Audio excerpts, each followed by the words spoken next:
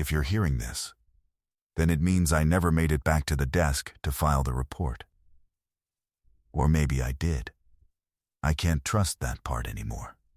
My name is Carter Hale, Town Marshal of Birchwood Springs, West Virginia. Population small enough that I know every dog by its bark, and most folks by the way they close their car doors. And I'm recording this because there's one thing I need to say out loud while I still know it's mine. I did not go looking for ghosts. I went looking for trespassers. Before I keep going, listen.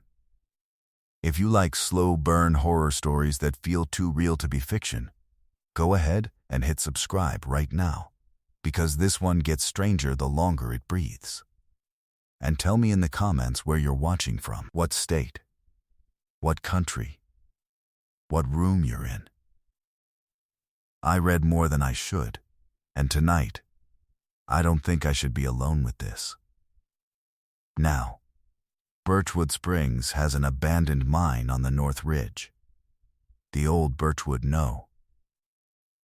3, sealed off after the collapse, after the hearings, after the town decided it was better to let a hole in the mountain stay a hole. Most people don't even say its name. They just call it the mine. Like there's only ever been one. Like if you name it, you invite it closer. I used to think that was just coal town superstition, the kind you inherit with the property. Old stories that stick to a place because folks need something to blame for the things they can't explain. Lost men, broken marriages, bad luck that follows a family for generations. But I've been marshal here 8 years, and I've learned this. A town doesn't keep a secret because it's interesting. A town keeps a secret because it's heavy. And the mine has always been the heaviest thing we never talk about. The first time I heard it, I wasn't even near the ridge. That's what I keep circling back to, because that's the part that doesn't fit. It was a Thursday night.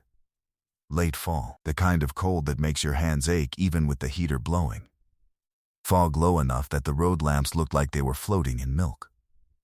I was out on a routine patrol, just doing my loops, checking on the last open gas station, passing the diner where the same 2 men sit every night like they're waiting for a train that never comes. All normal, until the radio hissed. Not a call, not a dispatch, just a thin wash of static that made the hair lift along my forearms. I tapped the unit twice, the way you do when you think it's just an old speaker acting up. I even said, out loud to nobody, "Come on." And then, in the space between static and silence, I heard laughter. Soft at first, distant, faint enough that my brain tried to explain it away before I could even focus on it. I thought it was kids. Teenagers cutting through back roads, messing around. Or maybe someone left a talk station on. Or maybe my mind was filling in noise where there wasn't any. But it wasn't random. It wasn't loud. It had shape. It sounded like people laughing together but pressed through something thick. Like it was coming from underwater. Or through a wall.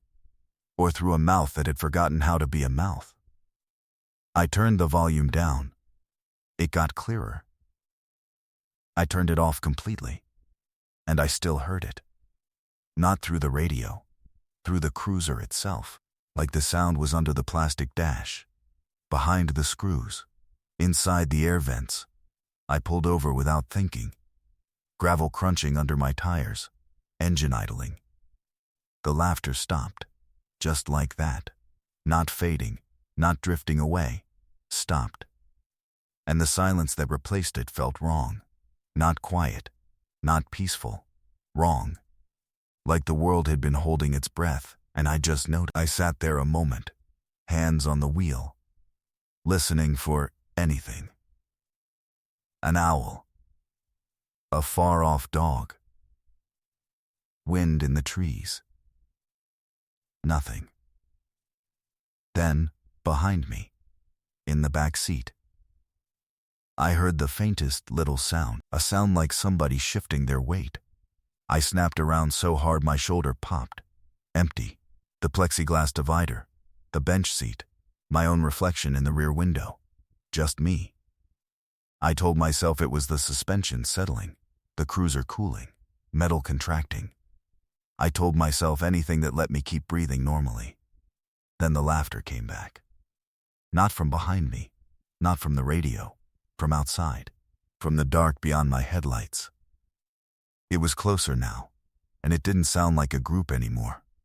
It sounded like one person trying to laugh like a group, like something practicing. I grabbed my flashlight and stepped out, letting the cold slap me awake. The beam cut through fog and hit the tree line. Nothing. But the laughter continued, light and patient, as if it knew I was listening, as if it was waiting for me to admit it was real. Not real. Real. Not real. That phrase has been living in my mouth ever since. I didn't choose it. It just showed up one day like a splinter I can't dig out. I walked a few steps into the ditch grass, scanning, calling out the way you do when you're trying to sound in charge. Hello? Birchwood Springs Marshal's office. You all right out here? No reply. Just that laugh. And I realized something that made my stomach go tight. The laugh wasn't moving. It wasn't drifting in the wind. It wasn't bouncing between trees. It was anchored, pinned to one exact spot in the dark, like a nail in wood. I took another step, and the sound sharpened again, like it wanted me closer, like it needed distance to hide its seams. I should have left. Any sensible man would have gotten back in his cruiser and drove straight into town and told himself he imagined the whole thing. But I've worn this badge long enough to know how dangerous imagined things can be if you ignore them. So I followed it. And the deeper I went, the colder the air became, and the less the fog looked like fog. It looked like breath. It led me to the ridge road that climbs north, the one locals avoid after sundown, the one where the trees grow too close and the rocks always look wet even when it hasn't rained. The laugh grew fainter as I drove, as if it didn't need to be loud now, as if it knew I was coming. By the time my headlights caught the rusted sign at the turnoff, my palms were sweating despite the cold. No trespassing. Birchwood, no. 3. Unsafe structure. I'd seen that sign 100 times. I'd parked beside it on hunts for reckless kids and drunk hikers. I'd shoot off campers who wanted a creepy story to tell their friends. But I'd never felt it watching me. I killed the engine. The silence hit so hard it felt like pressure in my ears. Then the laughter slipped out again, slow and satisfied. It was coming from inside the mine. I got out, clicked on my flashlight, and my boots made a sound on the gravel that felt too loud for the place. Like I'd broken a rule without knowing it. The mine entrance was a dark mouth in the hillside. Timber supports sagging, steel gate half swallowed by vines, chains hanging loose like someone had unhooked them and changed their mind. I approached, beam swinging across damp stone. The smell was immediate. Not rot, not death, just cold earth and metal and water. And something else underneath, faint as memory. Something that reminded me of pennies and old toothbrushes and basements you don't go into anymore. The laugh came again. And this time, it sounded like it was right behind my left ear. I spun so fast the light blurred. Nothing. But then the cruiser radio crackled, even though I'd turned it off. A single burst of sound. A quick breath, and then my own voice came through the speaker, calm and familiar, like I was calling into dispatch. Except I wasn't speaking. The radio said, "Clear as day. Come closer." I froze. Because I recognized the way it said it. It wasn't copying my voice from some distant memory. It was copying the way I talk when I'm trying to sound normal. And before I could do anything, before my legs remembered how to back away, the mine laughed again. Only now it wasn't thin. It wasn't distant. It was full-bodied, warm, almost friendly. Like an old friend seeing you after years apart. like it was happy I finally came. Not real. Real. Not real. I whispered it without meaning to, and from the mine, like it had been waiting for those exact words. The laughter answered. Same rhythm. Same breath. Same timing. As if the mountain had repeated me. That was the moment I understood this wasn't a prank. This wasn't trespassers.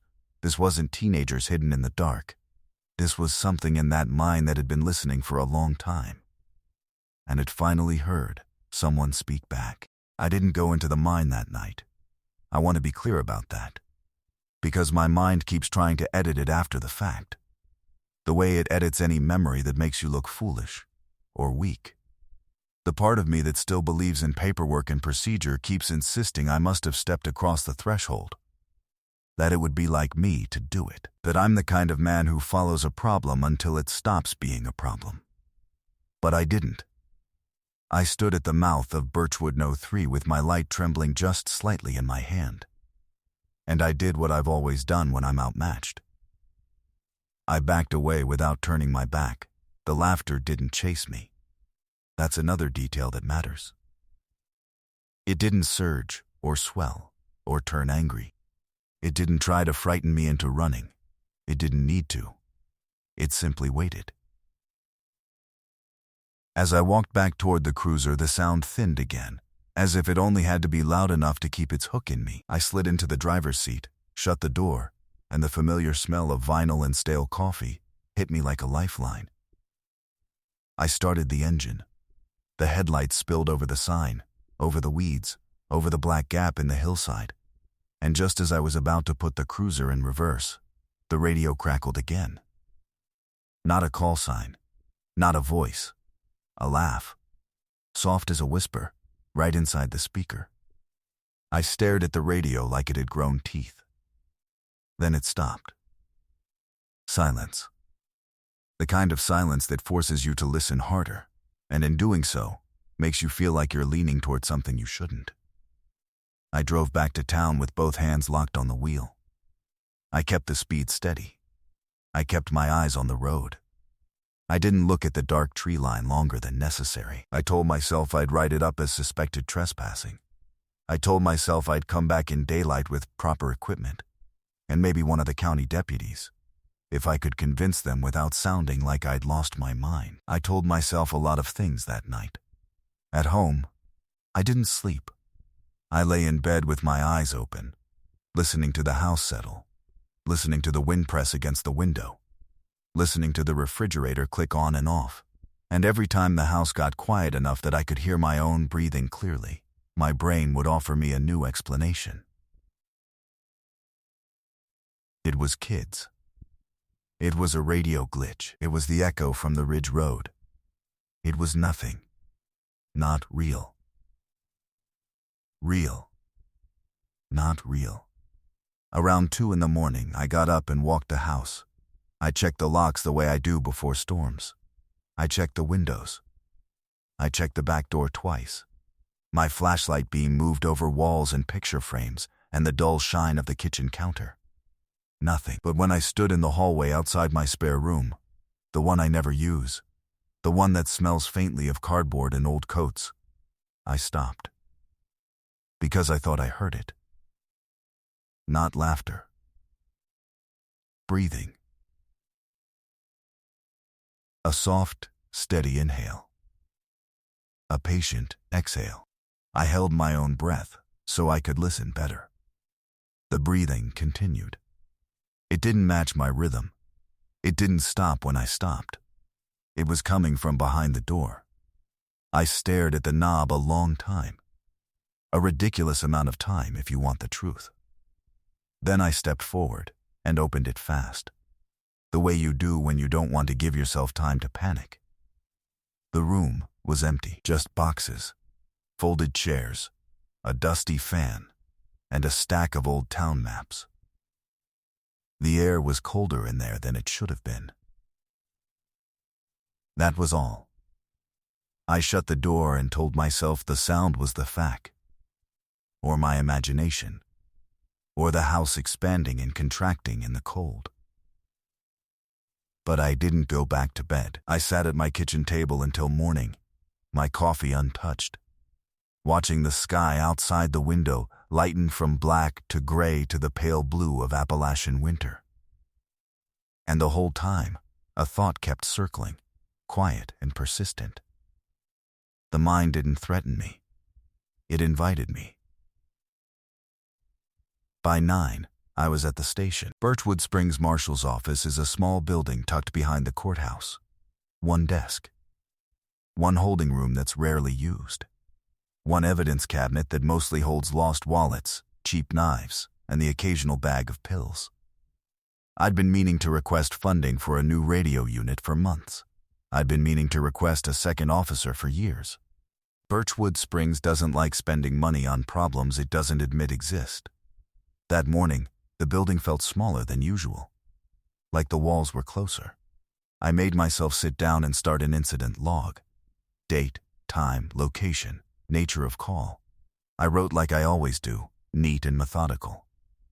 At 22:47 hours, observed suspicious activity near Birchwood No. 3. Possible trespassing. Unidentified laughter heard. My pen hovered over the paper. Unidentified laughter. It looked absurd on the page, like a joke, like the first line of a story you'd tell at a bar. I scratched it out and wrote, unidentified voices. Then I scratched that out too, because it wasn't voices. It wasn't words. It wasn't speech. It was laughter. I put the pen down and just sat there, staring at the crossed-out lines like they were accusing me. Not real. Real. Not real. That phrase came again, so familiar now it felt like I'd been saying it all my life. At 10:30, I took the cruiser back up to the ridge. Daylight made everything look less dramatic, but it didn't make it feel less wrong. The trees were bare, their branches thin and tangled like veins. The ground was damp, and the air held that metallic cold that gets into your teeth. The sign was still there, crooked on its post. The weeds were still bent around it. The mine entrance was still a dark mouth. But in daylight, I saw something I hadn't noticed the night before. The chain across the entrance wasn't broken. It was unlatched. That might sound like nothing, but there's a big difference. Broken means force. Broken means panic. Broken means a person who wasn't thinking about consequences. Unlatched means someone took their time. Unlatched means hands working calmly in the dark. I stepped closer and examined the ground. Footprints. Not fresh enough to have sharp edges, but there, pressed into the damp soil near the threshold. A few deep heel marks. A pause. Like someone stood there for a moment, deciding. Then, right at the edge of the opening, the prints stopped. No tracks going in. No tracks coming out. Just a person-shaped decision in the mud. I felt my throat tighten. I checked my radio. Full bars out here in daylight. No static. I checked my flashlight, even though the sun was high. I was doing busy work. I knew I was. But it's what you do when your mind is trying to slow your body down. I walked around the entrance, scanning the tree line. No cars parked nearby. No backpacks. No cigarette butts. Nothing that suggested kids. The mind just sat there, quiet as a grave without a headstone, and for a minute, I believed I'd made it all up. I believed the laughter had been my radio spitting out some strange interference, that my nerves had been primed by old stories, that the fog had made everything feel more eerie than it was. I even let myself laugh, once. A short breath through my nose at my own expense. Then the mind laughed back. It didn't come from the radio. It didn't come from the trees. It came from inside the opening, soft and clear, like someone sitting just beyond the light line, amused that I'd tried to dismiss it. I froze. My small laugh died in my throat. The mind's laugh repeated. Same cadence, same tone, like it was borrowing my moment and playing it back. Not real. Real. Not real. I didn't say it this time. I didn't want the mind to have more of my words. I took a step forward instead, careful, testing the gravel with my boot. The sound of the stones shifting under my weight echoed oddly, like the mine held onto it too long. I lifted my flashlight and aimed it into the darkness. The beam cut a narrow tunnel through the black. It caught wet rock. It caught warped beams. It caught the old steel track that used to guide carts deeper into the mountain. And it caught something else, just for a second. A pale curve, low to the ground. Not a body, not a face, just a suggestion of something smooth and light-colored against the dark. When I blinked, it was gone. I stood there with my arm locked, flashlight steady, heart thumping slow and heavy. Then the laughter came again. Closer now, and underneath it, very faintly, like a second layer that wanted to be noticed. Breathing. Slow. Patient. As if something in there was listening to me listen. I swallowed and forced myself to speak in the tone I use for drifters and lost hikers. The tone that says I am authority, and you will answer me. This is Marshal Hale. If you're in there, you need to come out. Mine's closed. It's not safe. My voice sounded small in the open air. The mind didn't answer with words. It answered by repeating my last sentence. Perfectly. Not like an echo. An echo would have softened it, distorted it, thrown it back from far away. This was my voice again. Same volume. Same calm professional cadence, coming from the dark like it had a mouth. Mine's closed. It's not safe. Then, after a pause that felt deliberate, it added something I hadn't said. Come in anyway. My stomach lurched. I stepped back without meaning to.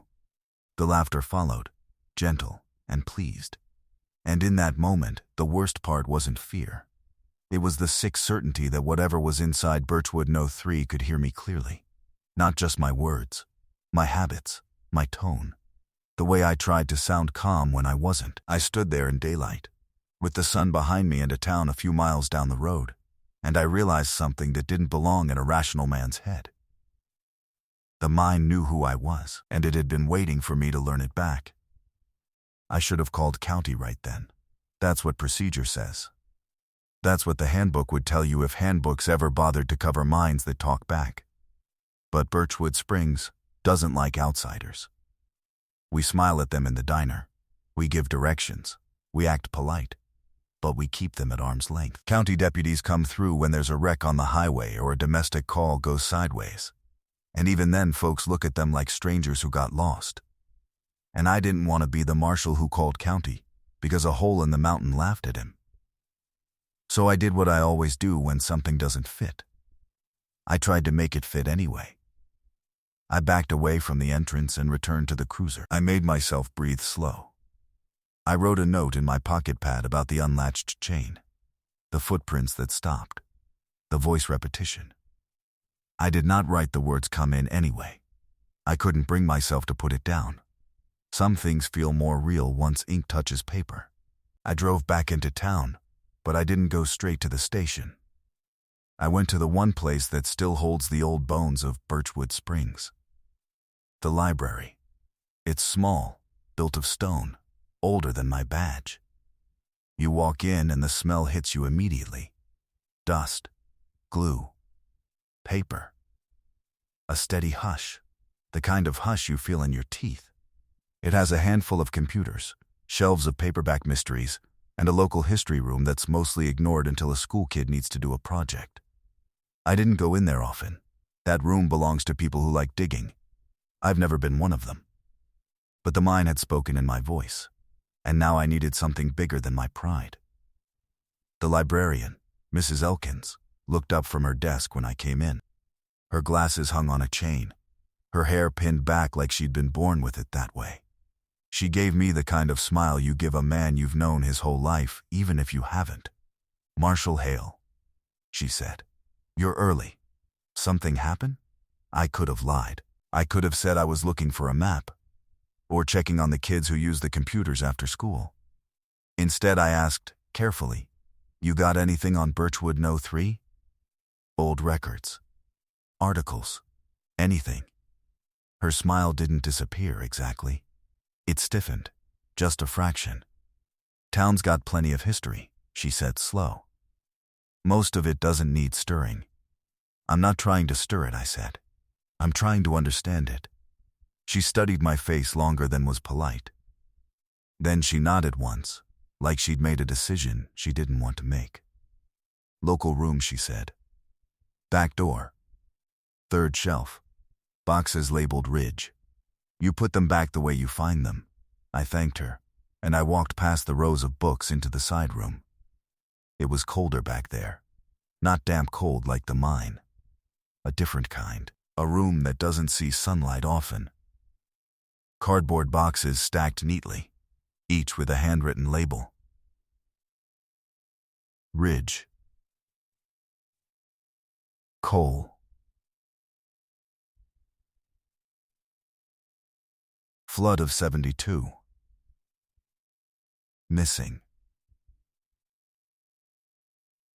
Elections. I paused at missing. My fingers hovered above it, and I didn't like the way my skin prickled. Not real. Real. Not real. I told myself it was just a box. I pulled Ridge instead. Inside were newspapers yellowed at the edges, clippings taped to index cards, and old photographs printed in dull gray. I spread them on the table like evidence. The mine's collapse wasn't hard to find. It was the largest scar Birchwood Springs ever got that wasn't visible on a map. Birchwood No. 3 incident. 6 men trapped after support failure. Rescue efforts ongoing. There were pictures. Men in hard hats with tired faces, standing near the entrance. A line of families behind a rope barrier. A preacher with his hand raised. Nothing supernatural. Nothing out of place. Then I found the smaller articles. The ones that weren't front page. Reports of hearing things near the Ridge Road. Complaints from nearby homes about voices at night. A deputy quoted as saying it was probably teenagers. And then a headline that made my throat feel dry. Miners report laughter deep in tunnels. Company denies hazard. I read it twice. Then again. The article was short. It mentioned a handful of miners refusing to go back down after claiming they heard group laughter where no one should have been. It said management blamed fatigue and stress. It said the men were reprimanded. It said production delays were unacceptable. At the bottom, in smaller print, it mentioned something else. A nickname. The laughing section. That was what they called a stretch of tunnel near the North Vein. A place where sound carried strangely. A place where men said their footsteps didn't come back right. A place where, according to the article, a miner named Glenn Pritchard quit on the spot after claiming something laughed at him in the dark. I stared at that name. Glenn Pritchard. I knew it. Not from papers. From town. There's a Pritchard Road that dead ends near the old company houses. There's a Pritchard grave in the small cemetery by the church. I dug deeper in the box, my hands moving faster now. Another clipping. Another. Glenn Pritchard found wandering Ridge Road. Claims mine talked back. Hospital declines comment. There was no date on the copy, but the printing style looked older. 70s. Maybe. The picture showed a thin man with his hair plastered to his forehead like sweat had dried there. His eyes were wide, his mouth slightly open. He looked like someone trying to remember how to be a person. The article ended with a single quoted line. I heard myself laugh, and I never opened my mouth. I sat back in the chair, and the wood creaked under me. The sound seemed too loud in that quiet room. Not real. Real.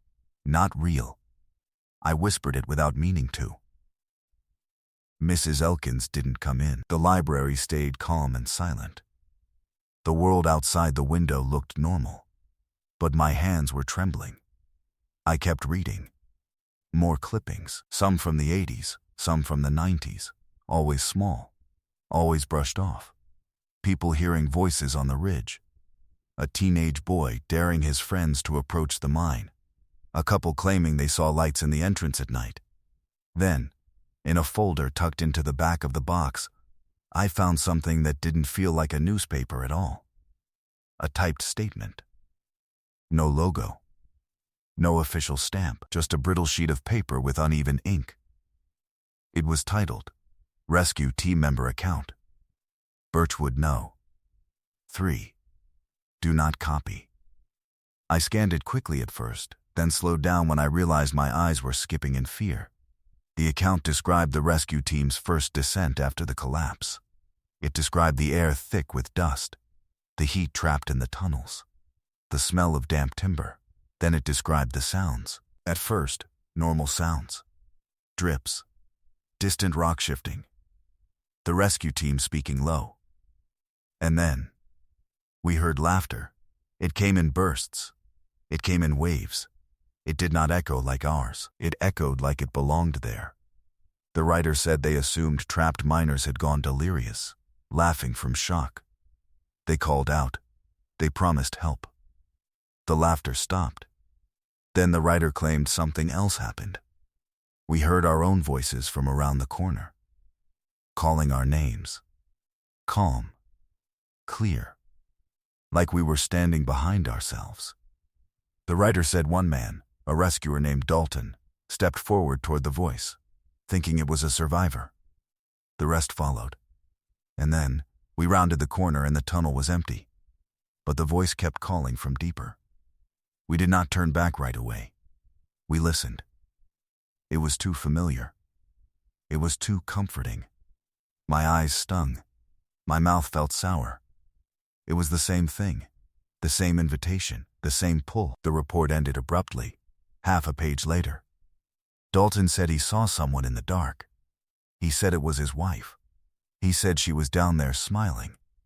That was not possible. Dalton walked toward her, and we did not stop him fast enough. After that, the writer refused to describe what happened next. Just one last sentence typed hard enough to dent the paper. The mind does not want bodies. It wants voices. I sat there with my hands flat on the table, staring at those words until the letters blurred. It sounded insane. It sounded like folklore. But my radio had already told me come closer, in my own voice.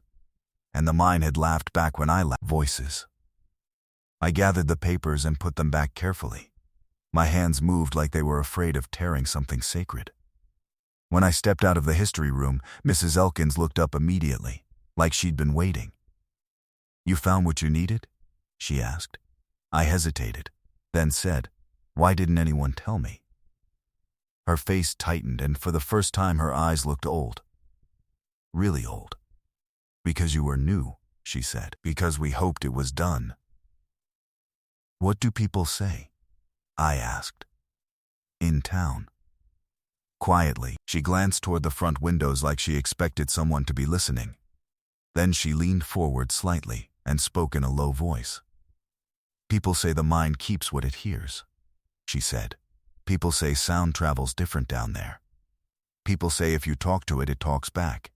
I swallowed. "And the laughter?" Her lips pressed together, thin. "They say it's how it calls you," she said. "Not like a siren. Like a memory. Like something you can't help but turn toward." I didn't want to ask my next question, but it came anyway. "Has anyone gone missing lately?" Mrs. Elkins didn't answer right away. She just stared at me until I felt like I was 12 again, caught doing something wrong. Then she said, "A girl. Last month. Name was Maren Voss. 19. Worked weekends at the diner. Her car was found up near the Ridge Road. Keys still in the ignition. Purse on the seat." My chest tightened. "We searched," she continued. "County came. Dogs came, men with flashlights and ropes and drones. They found nothing. But people said." She stopped. I waited. She took a breath. "People said they heard laughter up there the night she vanished." She finished. Soft. Like a group of friends having fun, like it was nothing to be afraid of. I stood there, and the library lights buzzed faintly overhead. Not real. Real. Not real. I felt my mind trying to refuse the connection, but it was already there. Maren Voss. The mine.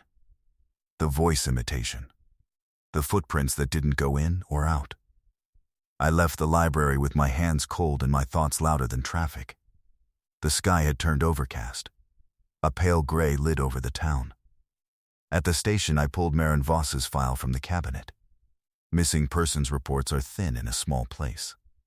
There isn't much paperwork, because there aren't many leads. Her photo was clipped to the front. Dark hair, tired eyes, a smile that looked polite rather than happy. The kind of girl who tries to take up as little space as possible. In her file was a detail I hadn't known. Her last phone call. At 11:41 p.m., she called her friend from the Ridge Road. The friend said Maren sounded confused. Said she kept asking if her friend was playing a joke. Said Maren kept going quiet mid-sentence, like she was listening to something nearby. Then, the call ended. The friend said the last thing she heard before the line went dead was a faint sound. Laughter.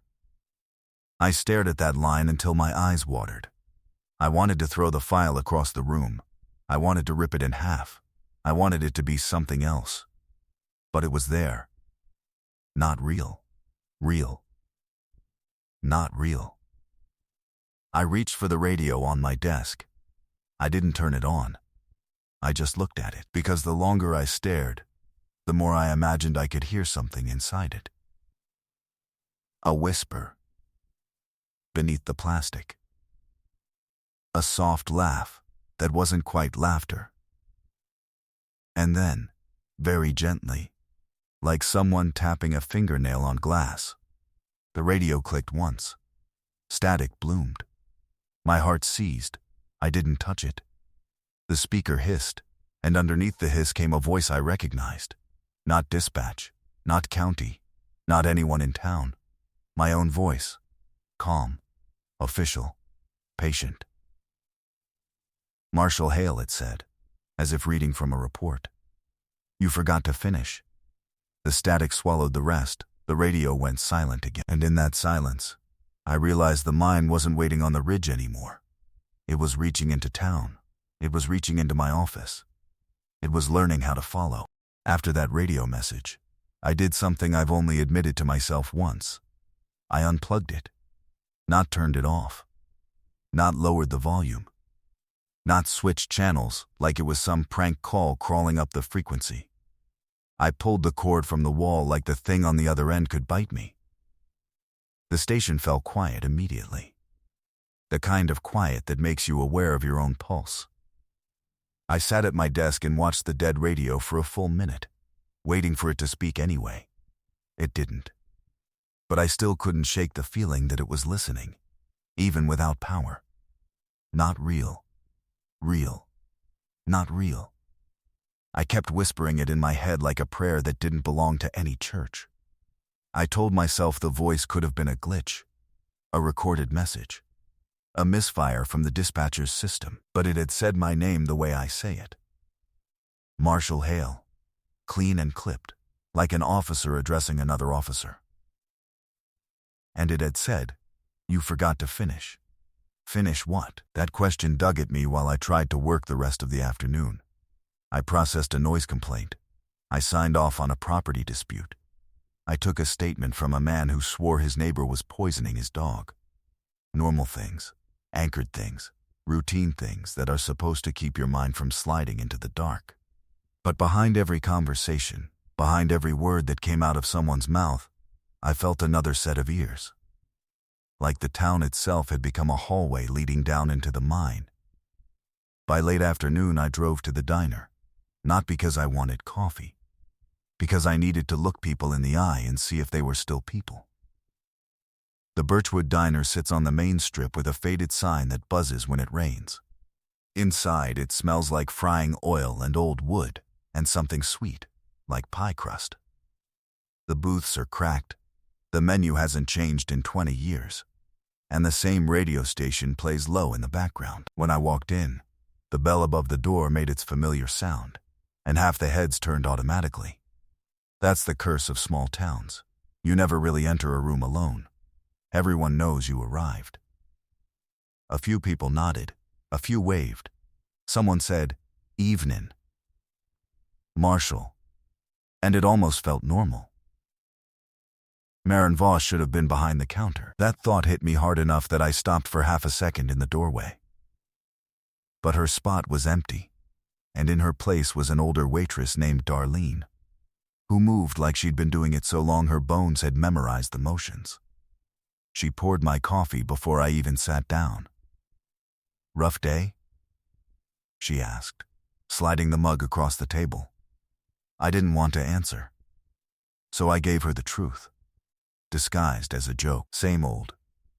She watched me closely, then leaned in a little, lowering her voice. "You been up near the ridge again?" I felt my shoulders tighten. "What makes you say that?" Darlene nodded once, small. Like she'd expected my reaction. "People talk," she said. "They saw your cruiser going up there last night. I didn't like that. Not because it was wrong, because it meant I wasn't as private as I thought. It meant eyes were on me. And lately, I didn't know whose eyes were human." "I was checking the mine entrance," I said. The words sounded heavy in my own mouth, like saying them brought the entrance closer. Darlene's face shifted. Not fear. Something older. Something that knew better than to be loud. "You shouldn't," she said. Across the diner, at a corner booth, two men sat with their backs against the wall. Old miners. I knew them by sight. Buck Tanner and Wesley Finch. Retired, thick hands, faces like weathered stone. They always sat in the same booth, always facing the room. Like old habits refused to die. Buck noticed me looking, and he raised his chin in the smallest invitation. I carried my coffee over and slid into the booth across from them. For a moment, nobody spoke. Just the hum of the lights, the clink of dishes, the low murmur of regulars. Then Buck said, "You heard it." He didn't ask. He stated it like a fact. Wesley's eyes didn't leave my face. Pale eyes. Calm eyes. The kind that had seen dark places and decided never to be surprised again. I swallowed. "Heard what?" Buck let out a short breath that might have been a laugh in another context. But it wasn't amusement. It was bitter recognition. "The gigglin'," he said. "The mind giggling at you like you're something funny." My grip tightened around the mug. The coffee inside trembled. "Not real. Real. Not real."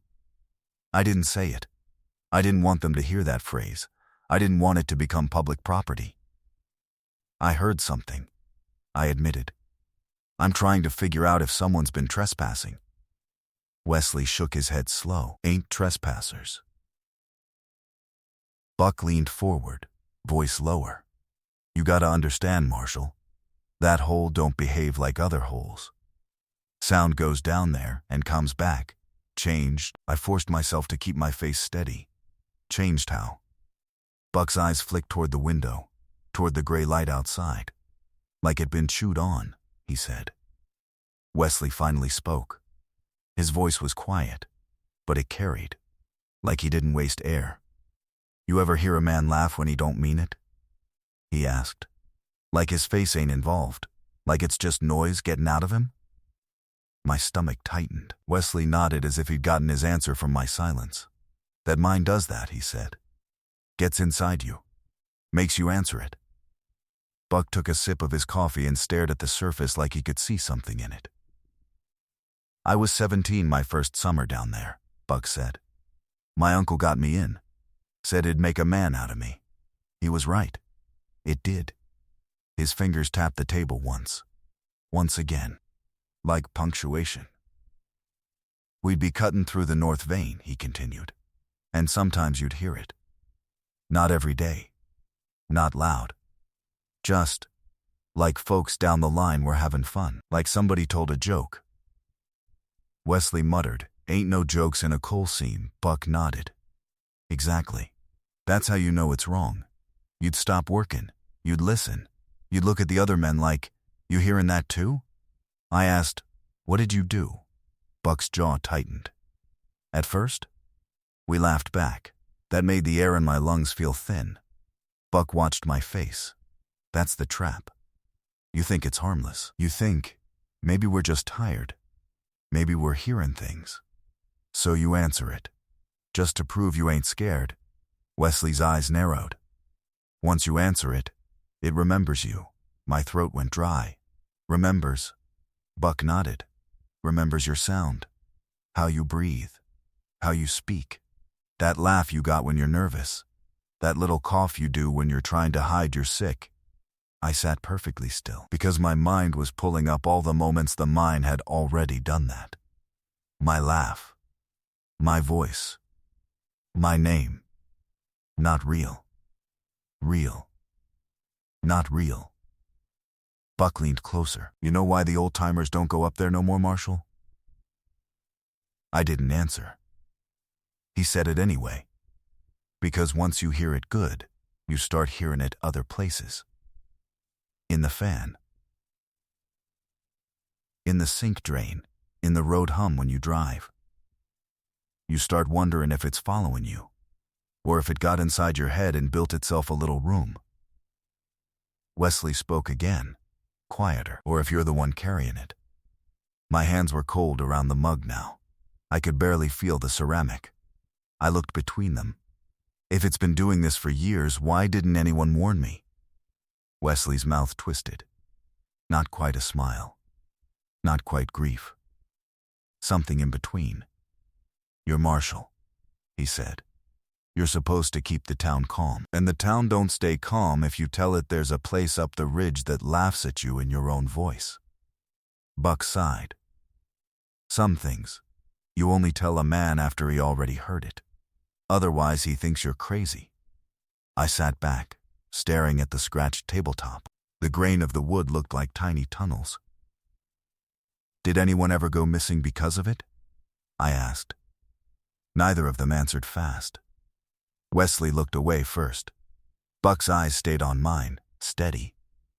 People go missing in these hills anyway, he said. Hunting accidents. Drunk men falling in ravines. Folks running off from their lives. He paused. But some folks go missing different, he added. Different how? Buck's voice dropped even further. Different like they left without leaving. The words settled heavy between us. Wesley spoke again. There was a deputy. Years back. Before you. Name was Marshal Klein. He went up there when kids dared each other to sneak in. He came back, quiet. What happened to him? I asked. Buck stared into his coffee. He kept talking to himself, Buck said. Not like crazy talking, like he was answering questions nobody else could hear. Then one day, he quit. Packed up. Left town. Didn't say bye. And? Buck's eyes lifted to mine. People say he called the station one night from a number that didn't exist. Dispatcher swore she heard laughter behind his words. Like somebody was standing close, listening in. A chill rolled over my skin. Wesley leaned forward slightly. You hear it again last night, Marshal? He asked. I should have lied. But something in me didn't want to be alone with this anymore. So I nodded once. Wesley nodded back like a doctor confirming a diagnosis. Buck said, Then it's got your scent now. I forced myself to breathe. So what do I do? Buck and Wesley exchanged a look. Old. Shared. Tired. Then Wesley said, You don't go back in. Buck nodded. And you don't answer it. I almost laughed, but the sound died in my throat before it could leave. That would have been the cruelest thing my body could do. Easy to say, I whispered. Wesley's eyes held mine. Ain't easy, he said.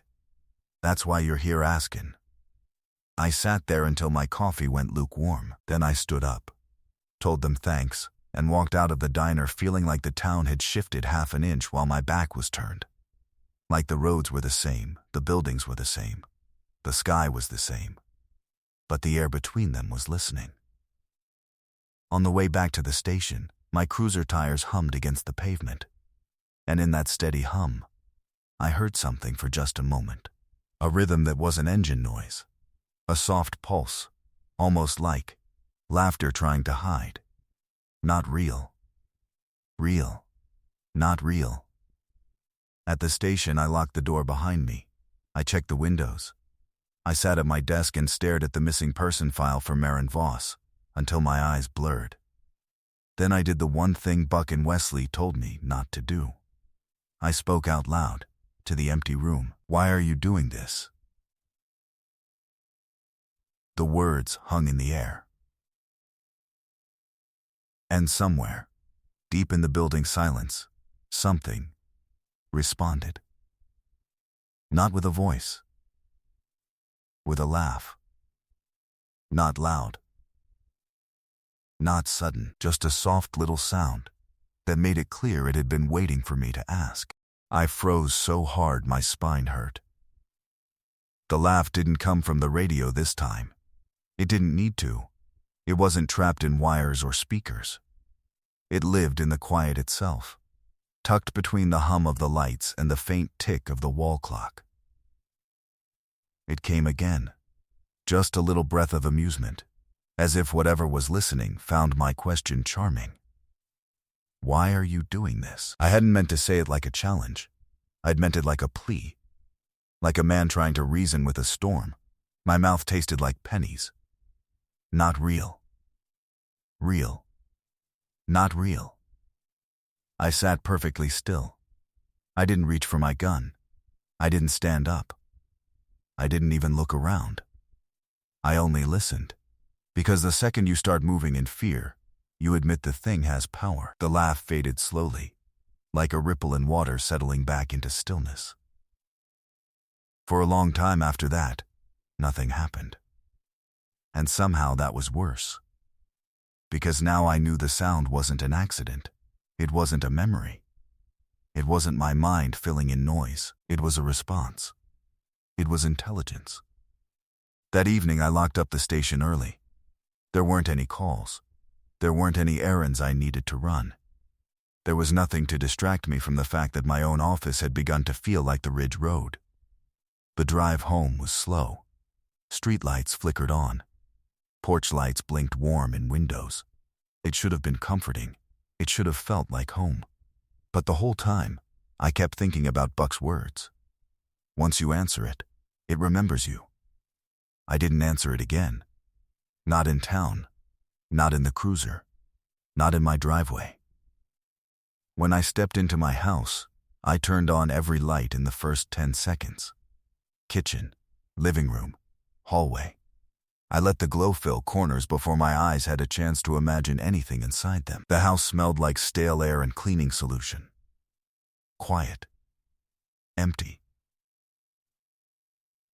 Normal. I kept my coat on. Kept my boots on. Stayed standing.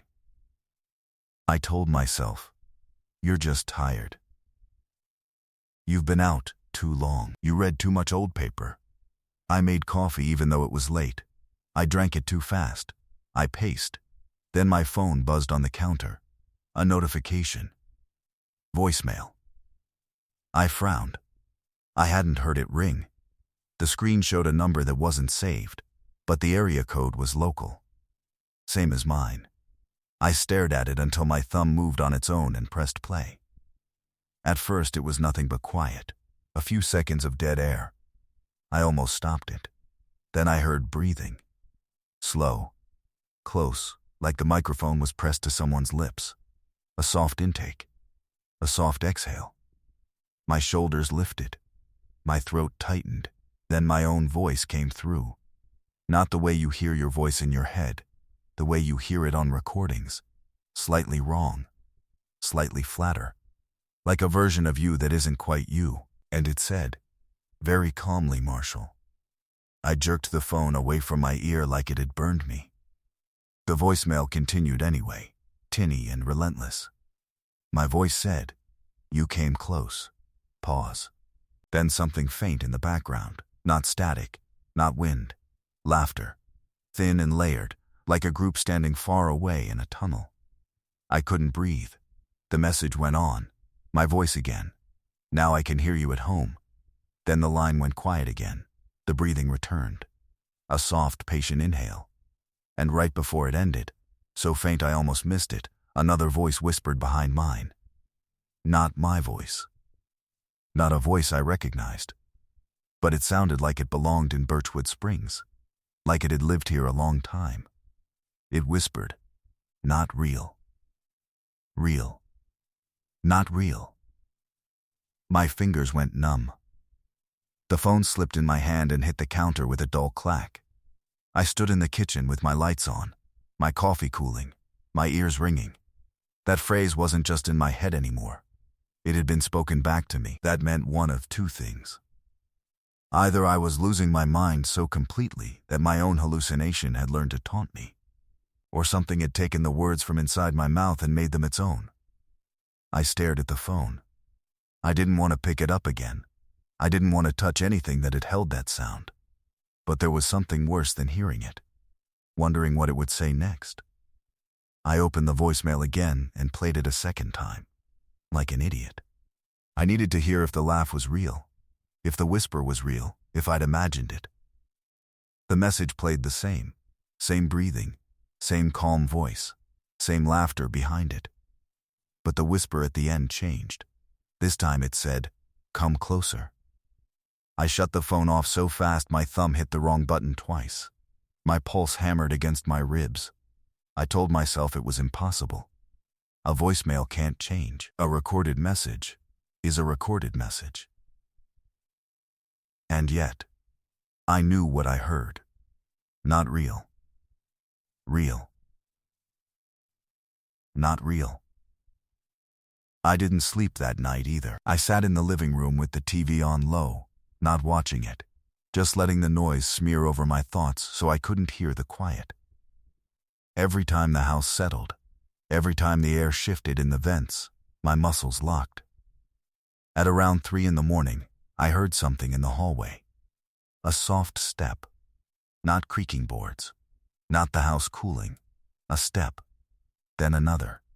Slow. Deliberate. I sat up, heart punching against my sternum.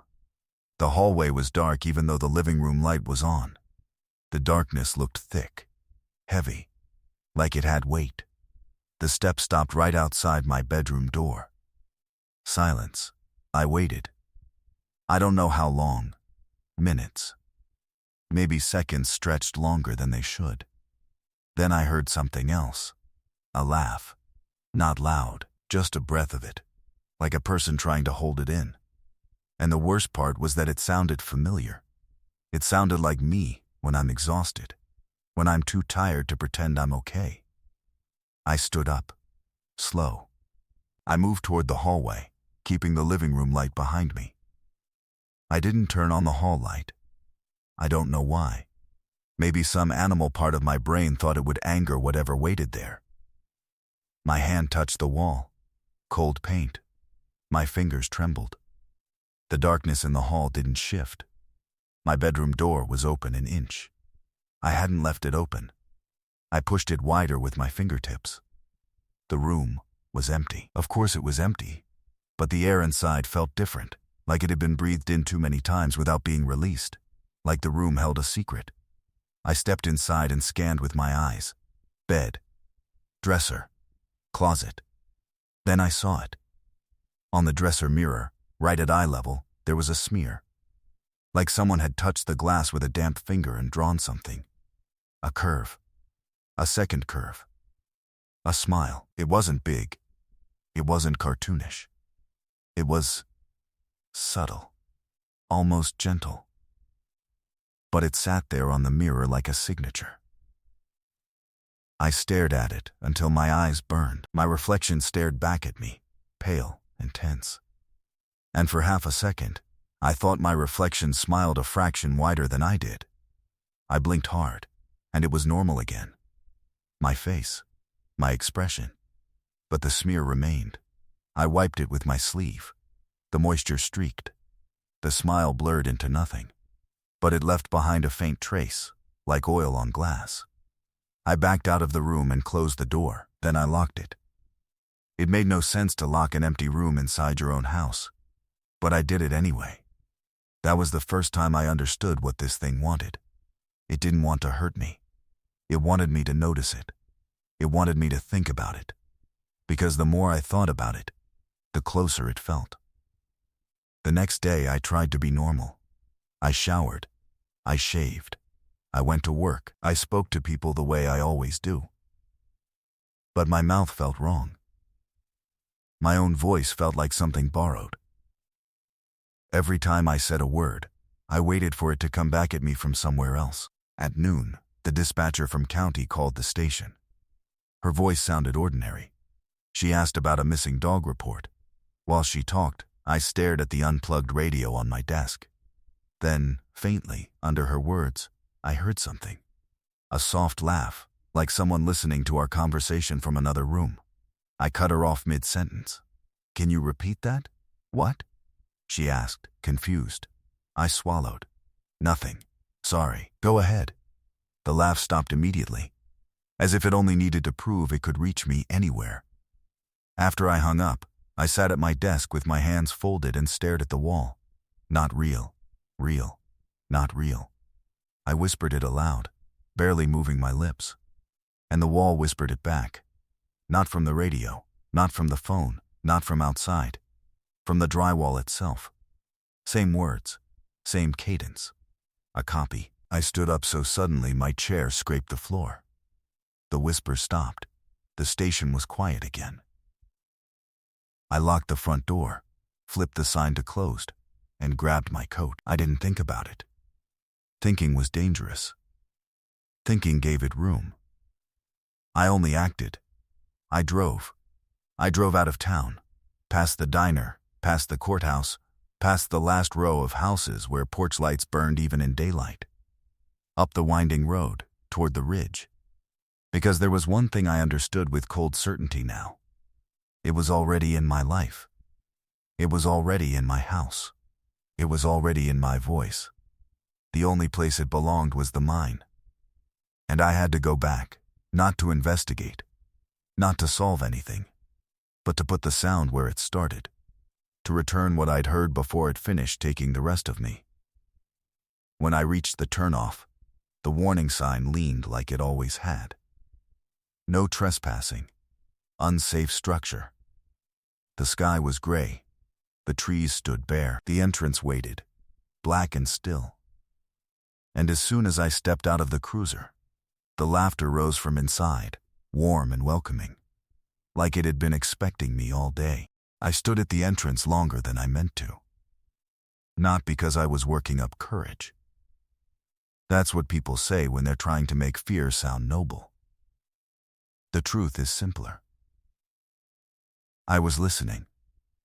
The laughter came in slow waves from inside the mine, never quite the same, and never quite different.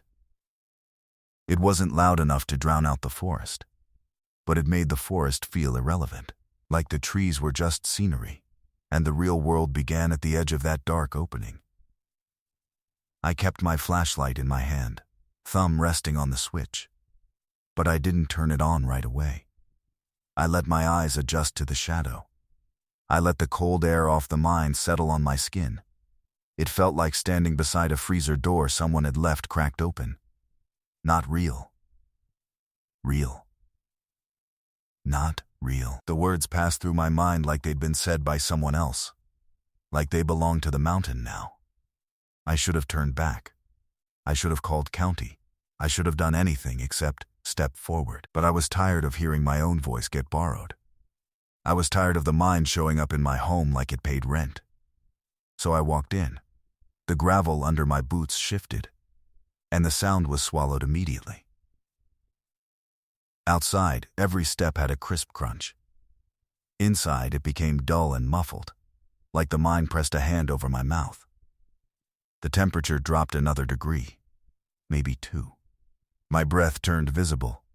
The air smelled of wet rock and old metal, and something faintly sour, like rust mixed with rainwater.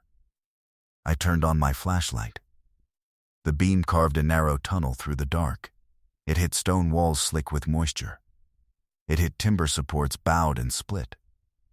It hit the old track running into blackness, half buried beneath fallen rubble. Everything looked exactly as I remembered it. Except it felt closer. Not physically.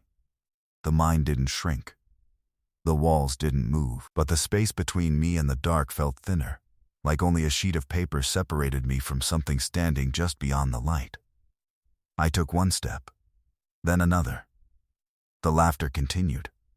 Soft, patient. A distant group enjoying themselves. I forced myself to move slow. If I rushed, it would feel like panic. If I moved slow, it felt like control.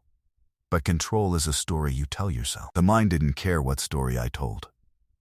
After maybe 30 yards, the daylight behind me thinned to a pale rectangle. I could still see it if I turned my head, but I didn't. I kept my light forward. The first time I heard footsteps that weren't mine, they were so faint I almost ignored them. A soft scrape, a subtle drag, like a boot toe catching on gravel. I stopped immediately. The scrape stopped too. My heart hammered once. Heavy. Then, steadied. Like it didn't want to show weakness.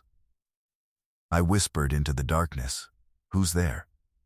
The words didn't echo. They just disappeared. I waited. The mind laughed again. And underneath the laughter, I heard a low sound like someone humming. Not quite a tune, just vibration. I swallowed hard and stepped forward again. I told myself I wasn't afraid. I told myself I was a marshal. I told myself I'd been in worse places than this. But the mine wasn't a place. It was a mood. The tunnel sloped down slightly, and the air grew wetter. Water dripped somewhere ahead. Not random drips, a steady rhythm. Drip pause, drip pause. It felt like counting. My flashlight beam hit a chalk mark on the wall. A small arrow. I froze. I hadn't brought chalk this time. I hadn't made any markings. But there it was. A clean white arrow pointing deeper into the mine. My first thought was absurd. Someone else is down here.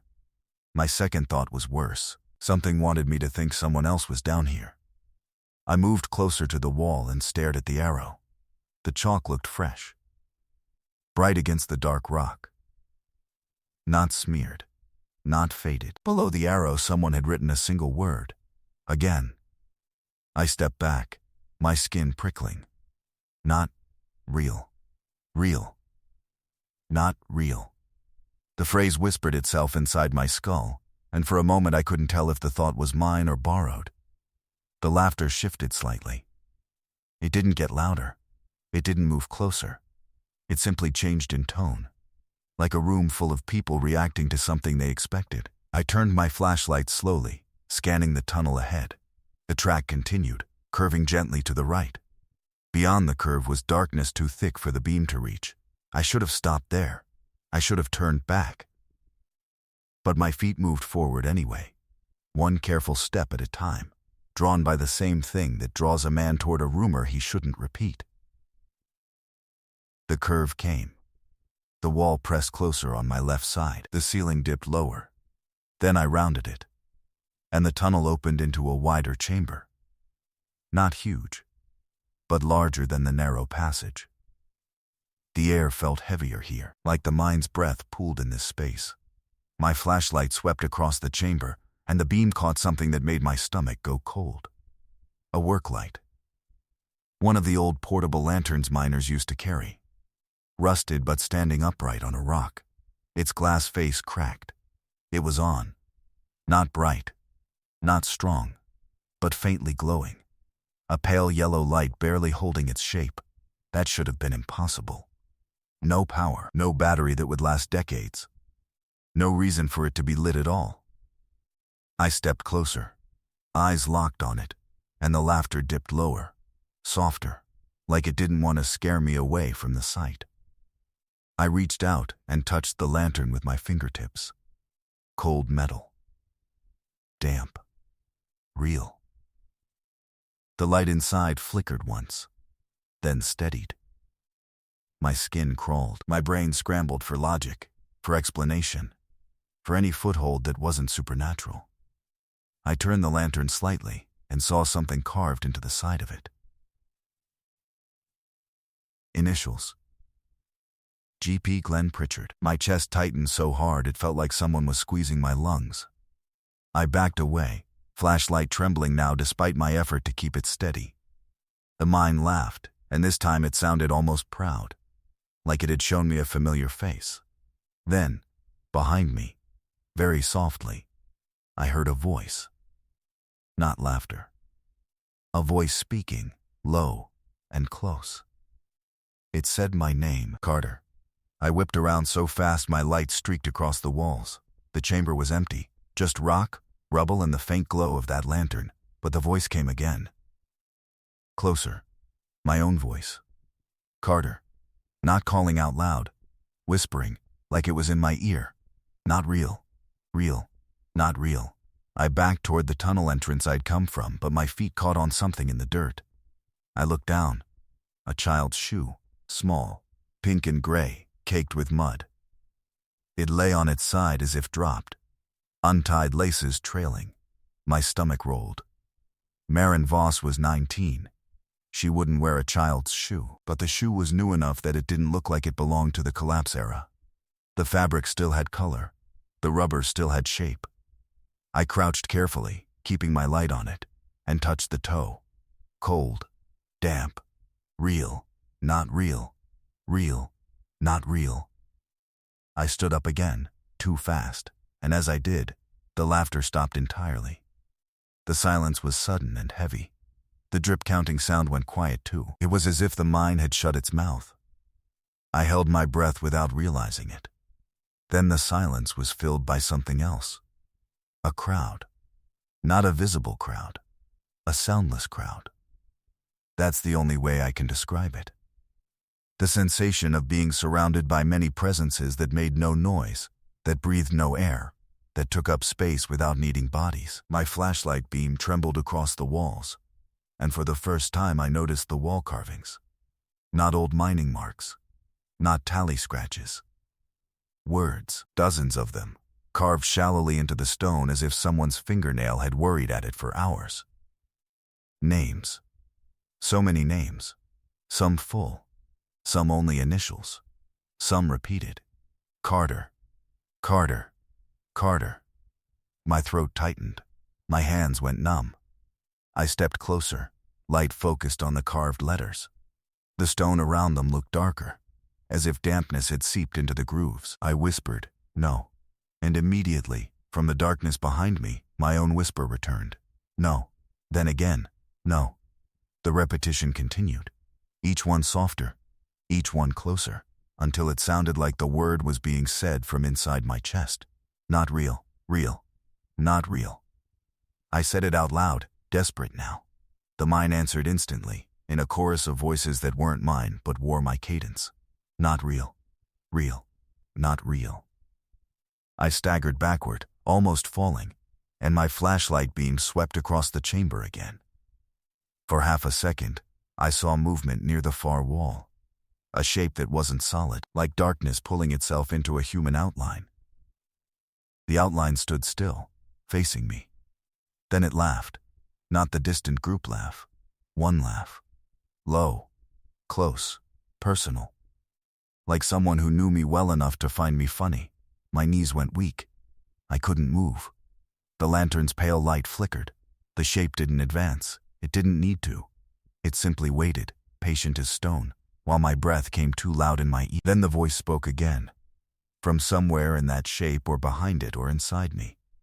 My own voice, calm and professional. The way I sound when I'm giving instructions. Come closer. I don't know why my feet obeyed. I don't know why I took even one step toward it. But I did. And as I moved, the laughter returned, not as sound, but as feeling. Warm. Inviting. Wrong. I took one step toward the shape. Then another.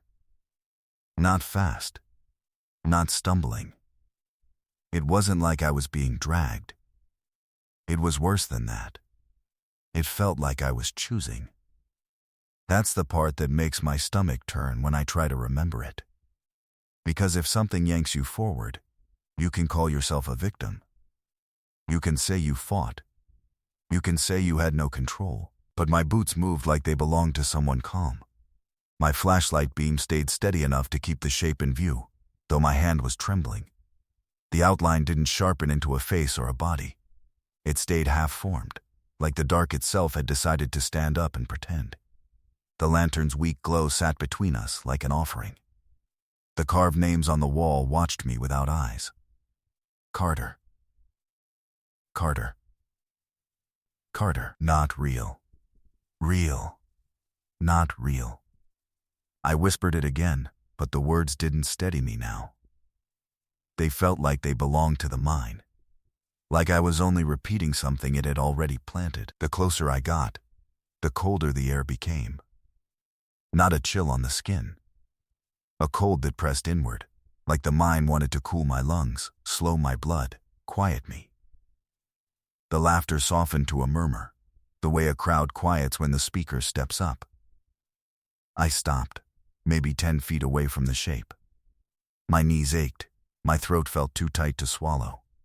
I forced my voice out anyway. What are you? The question hung in the air. The mind didn't answer right away. The shape didn't move. Then, from somewhere behind me, very gently, a voice spoke. Marin Voss. It wasn't a scream. It wasn't crying. It wasn't even fear. It was a tired voice saying my name like she'd called it before. Marshal? I spun around so hard my light blurred. For half a second, I expected to see her standing in the tunnel behind me. Hair damp. Face pale. Alive. But there was nothing. Just darkness, and the faint line of the tracks disappearing back toward the entrance. Then her voice came again, closer now, from somewhere I couldn't locate. Marshal, I'm here. My pulse slammed so hard I felt it in my teeth. Where are you? I demanded, and my voice cracked despite my effort. Silence. The shape laughed once, low, pleased, and then Marin's voice answered from the darkness, soft and careful. Come closer. That phrase again. Always the same invitation. Always the same gentle pull. Not real. Real. Not real.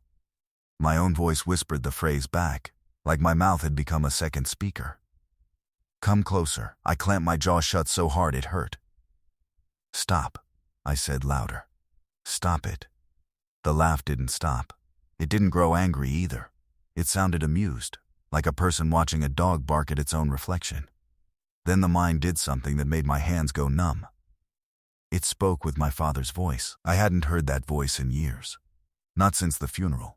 Not since the last time I stood by a grave in the cold and listened to dirt hit wood. But there it was, wrapped in the mind's breath, calm and familiar. Carter, it said, gentle as bedtime. Don't be stubborn. My throat tightened until it felt like I couldn't get air through it. Dad? The word came out before I could stop it. The shape shifted slightly, like it had leaned forward to listen better. The laughter thinned, and my father's voice came again, closer. You always were a boy who thought he had to fix things, it said. Come on now. Come see. I stood there shaking, flashlight beam wobbling on the rock wall. Not real. Real. Not real.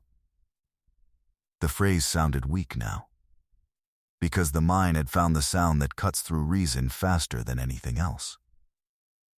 Family. Memory. The part of you that wants to believe, even when belief is dangerous. I took a step backward, away from the shape, away from the voice, away from the lantern. And the mind responded instantly. The chamber changed. Not like a wall collapsing or rocks falling. Nothing physical shifted, but the feeling of the space twisted, like the air rearranged itself.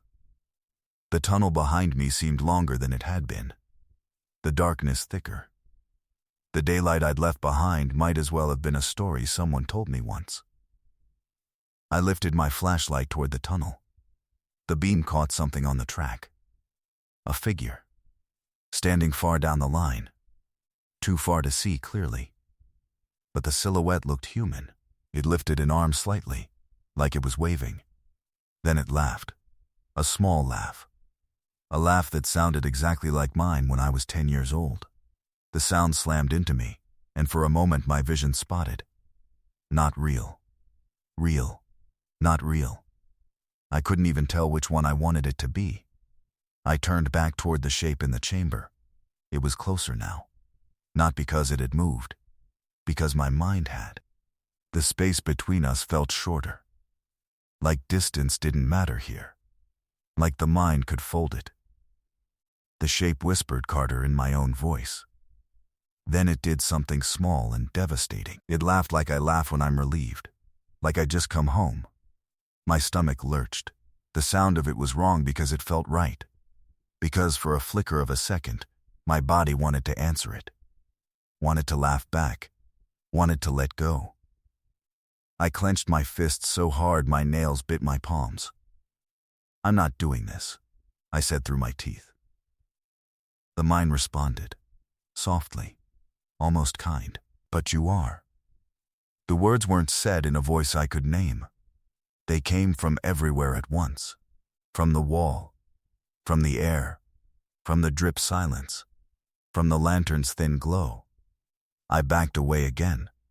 My heel hit rubble. I nearly fell. The shape didn't advance, but the sound of laughter grew warmer, fuller, more present, like a room filling with people. And then the mind showed me something I can't explain without sounding like a liar. The lantern's pale light flickered, and in that flicker, the chamber was not empty anymore. For the briefest instant, I saw them. Shapes lined along the walls, standing shoulder to shoulder in the dark like an audience. No faces, no eyes, just suggestions of human posture. Heads tilted, bodies angled, a crowd of absence. Then the light steadied, and they were gone. But the feeling remained. I wasn't alone. I had never been alone in there. The laughter rose, not loud, but layered. So many small laughs woven together, like dozens of people trying to laugh quietly at the same time. I stumbled backward, breathing hard. My flashlight beam swept across the names carved into stone again. Carter. And beneath it, fresher than the rest, a new line cut into the rock like it had just been scratched there. "Come closer." I stared at it, and my mouth moved before my mind could stop it. Not real. Real. Not real. And the crowd whispered it back. The chamber seemed to tilt, not physically, but inside me. My sense of up and down wavered. My stomach floated. I realized I couldn't hear the forest anymore. I couldn't hear my own breath properly. All I could hear was the mind's laughter and the soft, patient voice behind it, guiding me like a hand on my shoulder. "Come closer." I tried to run. I tried. I turned toward the tunnel and pushed off with my boot. But the moment I moved, the darkness ahead changed again. The tunnel was no longer the tunnel I'd come through. The curve was wrong. The support beams were different. The track looked warped, twisted slightly off-center, like the mine had rearranged itself while I wasn't looking. I froze. My heartbeat thundered. My flashlight trembled. Behind me, the crowd laughed softly, pleased, not because I was trapped, because I had noticed. I whispered, "This isn't the way out." My voice came back instantly, calm and comforting. "It is." I swallowed hard, forcing air in. "What do you want?" I asked. But it came out broken. The mind didn't answer with words. It answered by taking my question and repeating it in my own voice. Over and over. Each repetition softer, closer, more intimate, until it sounded like the words were being spoken from inside my skull. "What do you want? What do you want? What do you want?" Then the shape in the chamber laughed once, low and satisfied.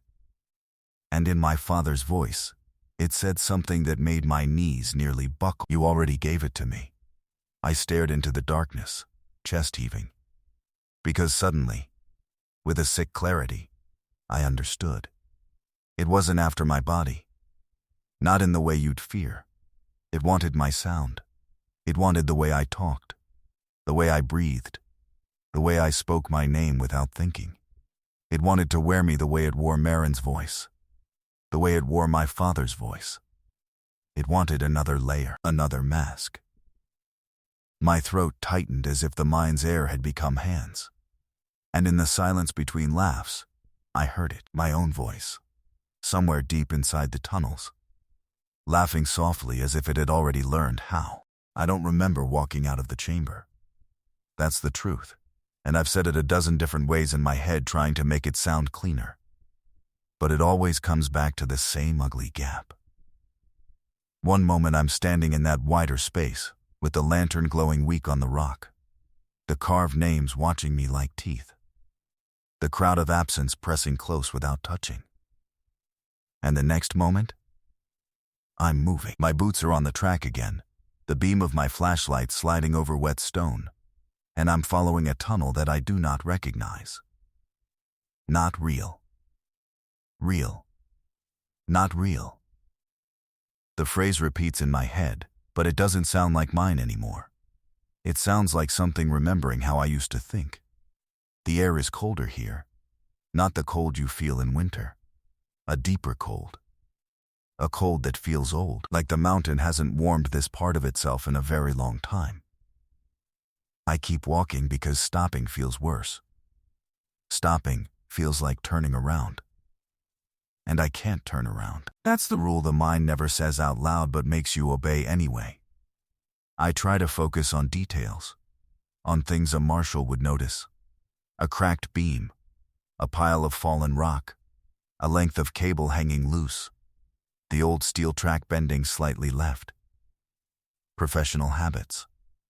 Anchor points. But even the details feel strange. The drips are too steady, like a metronome. My footsteps don't come back right. Sometimes there's no echo at all, and sometimes the echo returns late, like a delayed response from someone pretending to be me. I keep my light forward. I don't look behind me. Because I know what happens when you look behind you. The mind gives you something to recognize. Something comforting enough to make you stop. Something familiar enough to make you listen. Come closer. I hear it again. Faintly. Behind my left ear. Not spoken loud. Not spoken like a threat. Spoken like a reminder. Like the mind is guiding me gently through its own veins. My throat is so tight I can barely swallow. My tongue feels dry. Every breath tastes of rust and damp rock. And then, ahead of me, my flashlight catches something that does not belong. A door. I stop so abruptly my knees lock. A door in the mine. It's not a real door the way you'd picture a door in a house. It's rough wood nailed into a frame built into the rock. The edges are crooked. The hinges look handmade. But it is undeniably a door, standing where no door should stand. No mine blueprint would include it. No safety inspection would allow it. It sits at the end of the tunnel like an answer waiting to be chosen. I raise my flashlight higher. There's something written on the wood. Not painted. Scratched in. Letters uneven, like the tool slipped while carving. Welcome home. My stomach twists hard enough I taste bile. Not real. Real. Not real. I whisper it, and I don't know if I'm trying to comfort myself or warn myself. The mine answers instantly, my own voice soft in the air. Real. Just that one word. A perfect copy. A lie that sounds like truth. My hand lifts without permission and touches the door. The wood is damp, colder than it should be, like it's been breathing mine air for years. For a moment, nothing happens. Then, from the other side, I hear laughter. Not distant, not layered. Right there. close enough to press a mouth to the crack. A laugh I recognize. Because it's the laugh I used to have when my father told a joke at the kitchen table and I tried to hold it in, tried to be serious, failed anyway. My skin crawls. My eyes sting. I step back. And the laughter behind the door stops immediately, like it's waiting for me to decide again. I don't want to open it. I don't want to know what's on the other side. But I also know this. The mind doesn't put something in front of you unless it knows you'll reach for it. I turn away from the door. My flashlight beam swings down the tunnel behind me, searching for the way out. The tunnel stretches long and wrong, curving into darkness. The track looks like it's melting into shadow. The air beyond my light is thick, almost textured, like fog that forgot how to move. I take one step back, then another. I walk away from the door, and as I do, the mind changes again. The air shifts with a quiet, subtle pressure, like a room full of people leaning forward at the same time. The drips stop. The mind goes silent. For one long second, there is nothing. No laughter, no voices, just my own breath, ragged and loud. And in that silence, I realize the worst thing of all. I can't hear the entrance. I can't hear daylight. The mind is so quiet it feels like it has swallowed the world outside. Then, somewhere far behind me, the door creaks. Not opening, just creaking, like it's smiling. Not real. Real. Not real. My mind says it again, frantic now. And the mind whispers it back, gentle and patient. Not real. Real. Not real. I walk faster. I don't run. Running means panic. Panic means I'll make noise, and noise means it will have more of me. But my steps speed up anyway. The flashlight beam shakes. My breath catches. I reach a junction I don't remember. 2 tunnels splitting left and right. The left tunnel slopes up slightly. The right tunnel slopes down. Both look the same in the beam. Both smell the same. Both feel like they belong to the mine. I stand there, turning my head, trying to decide, trying to reason. And the mind speaks to me again, soft as thought. My father's voice. Left, it says. I freeze. Because it doesn't sound wrong, it sounds perfect. Like him, like the memory of him. And that is how I know it's poison. I choose right. The moment I step into the right tunnel, the mind laughs. Not mocking, not cruel, approving, as if it wanted to see if I'd learned anything at all. I keep going down, my boots sliding over damp rock. The ceiling lowers. The walls press tighter. The air grows heavier, and my flashlight beam feels smaller, swallowed faster by the dark. Then, without warning, the tunnel opens into a space so large my light can't find the end. A cavern. The track disappears here, broken off under rubble. Water pools on the ground, reflecting my beam in trembling ripples. I step forward slowly, heart hammer. My flashlight skims across the water and catches shapes in the reflection. For a second, I think they're rocks, but the shapes are too smooth, too curved, too human. My mouth goes dry. I raise the beam from the water to the far wall, and I see them.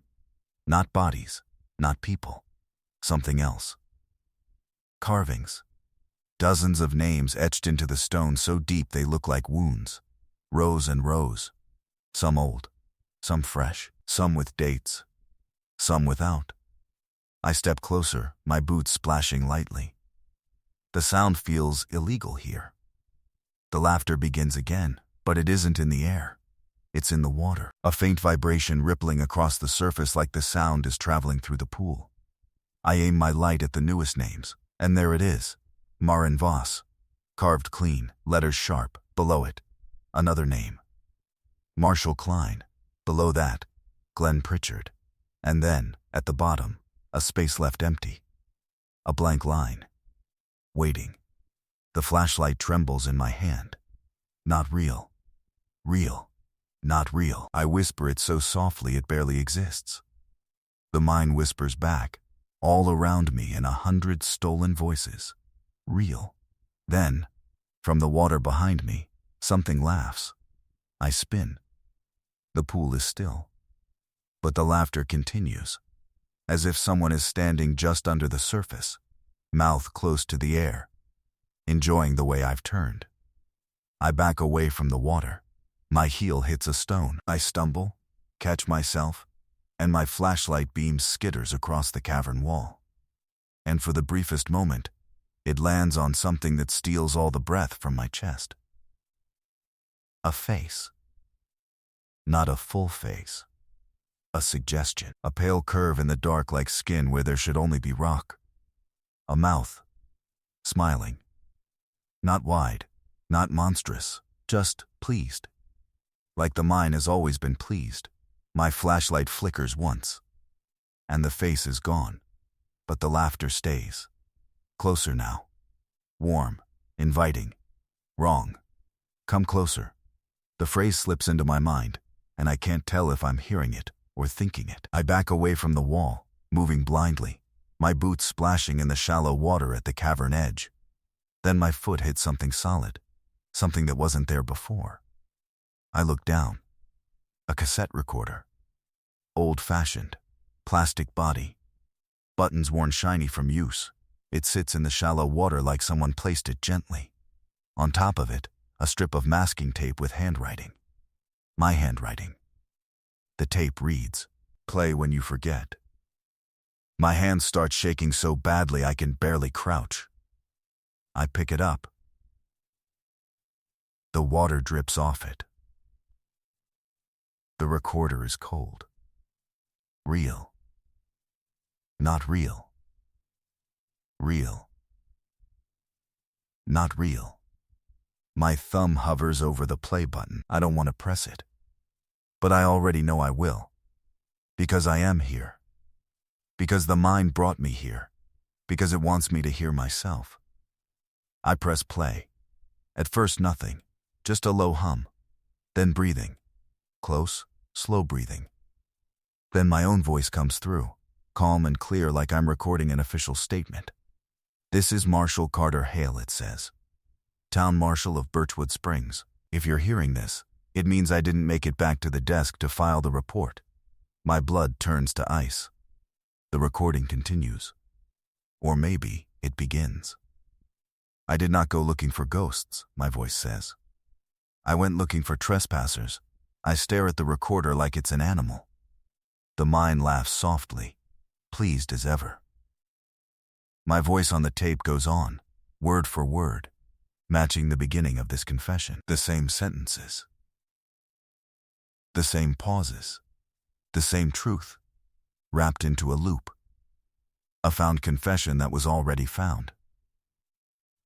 A personal record that had already been played. I back away from the recorder sound, but it follows me because it's in my hand. My voice speaks calmly over the water and the stone. And I'm recording this because there's one thing I need to say out loud while I still know it's mine. My throat tightens so hard I can't breathe. Not real. Real. Not real. I try to whisper it, but the mind steals even that. My voice on the tape whispers it first, and then, from the cavern around me, 100 borrowed voices repeat it, layered and soft, like laughter disguised as prayer. Not real. Real. Not real. The tape keeps playing. And my own voice says, very quietly, like it's right beside my ear, "It knows the way you breathe." I drop the recorder into the water. It splashes once and sinks halfway, still playing. The sound muffled but persistent. My voice keeps talking from under the surface. My voice keeps confessing.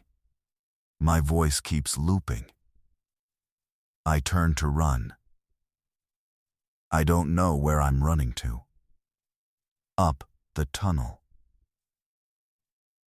Down the tunnel. Into stone, into dark. It doesn't matter. The mine is everywhere now. The laughter rises behind me, not angry, not chasing, just delighted. Like the mountain is enjoying the sound of my panic. I run anyway. My boots slip. My shoulder hits the wall. My flashlight beam bounces wildly. The cavern vanishes behind me like it never existed. The tunnel tightens again. And as I run, I hear it. Ahead of me, somewhere in the dark. My own footsteps. But a half second off from mine. Like someone running with me. Like someone learning me. I stumble into a wider passage, gasping, and I see daylight. A pale rectangle. The entrance. Relief hits me so hard my knees nearly give out. I push forward, lungs burning, and I spill out into cold winter air. Fog. Trees. Gray sky. I fall onto gravel and cough until my eyes water. I made it out, I did. I sit there shaking, staring at the mine entrance behind me. The darkness inside looks unchanged. Still. Quiet. But then I hear it. Not from the mine. From me. A soft laugh escapes my throat. Not because something is funny. Not because I feel relief. Just because it leaves. I slap my hand over my mouth, horrified. The laughter stops instantly. For one long second the forest is silent. Then the mine laughs back. Warm. Close. Like it heard me clearly. I scramble to my cruiser, fumbling with the keys, shoving them into the ignition. The engine turns over. The headlights swing across the sign, across the weeds, across the black mouth of the entrance. And in that moment, I see something in the beam that wasn't there before. On the rusted warning sign, scratched into the metal beneath unsafe structure, there are new words. Not carved deep. Just enough to catch the light. See you soon. I slam the cruiser into reverse and back down the ridge road so fast the tires skid on gravel. I don't stop until the lights of town show up, warm and ordinary. I park behind the station and sit there, hands on the steering wheel, breathing hard. Not real. Real, not real. I whisper it again, desperate now, because I need something to belong to me. The station is quiet. The town is quiet. My cruiser idles. And then, from the radio speaker, even though it's unplugged, even though it shouldn't have power, even though it should be dead plastic and wires, my own voice speaks softly. Right into the cabin. Marshal Hale, it says. Report in. I don't move. I don't answer. I don't even breathe. Because I know what happens when you answer. The voice repeats, patient. Report in, and somewhere behind that calm official tone, buried under it like a secret, the laughter begins again. Soft. Layered. Happy. Like a crowd welcoming someone home. Not real. Real. Not real. My mouth opens without permission. A breath forms. A sound almost becomes words. And that's where this recording ends. Because I can hear it now. Closer than the radio. Closer than the mine. Closer than the walls of my own skull. I can hear my own laugh starting again. And I don't know if it's mine. If you made it this far, type Birchwood in the comments so I know you're still with me. And tell me where you're listening from right now. Because I swear, it sounds quieter in some places than others. If you want more long-form, slow-burn horror confessions like this, subscribe before the next one starts.